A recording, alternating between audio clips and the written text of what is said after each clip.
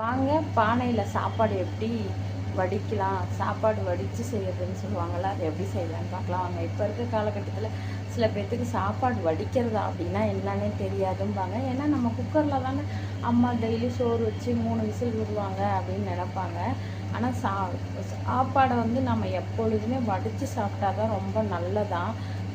கை கால் வலி வராத இருக்குமா, சுகர் பேஷண்ட்டுக்கெலாம் சாப்பாடை வடித்து சாப்பாடு கொடுத்தா தான் ரொம்ப நல்லதா.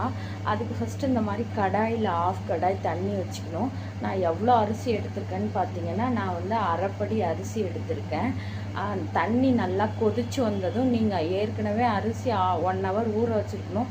கொதித்து வந்ததும் அந்த அரிசியை வந்து அதில் போடணும். போட்டால் இப்படி நல்லா கொதித்து வருவாங்க. கொதித்து வந்ததும் சாப்பாடு வெந்துருச்சான்னு நீங்கள் ஒரு கரண்டியை விட்டு இப்படி பார்க்கணும். கரண்டியை விட்டு இப்படி வெந்துருச்சான்னு அப்பப்போ டெஸ்ட் பண்ணணும். டெஸ்ட் பண்ணிவிட்டு நல்லா தொட்டு பார்க்குறப்ப சாதம் நல்லா வெந்து சாஃப்டாக வந்துருந்துச்சுன்னா நீங்கள் வந்து வடித்து விட்டுறலாம். ஓகே, பாய்.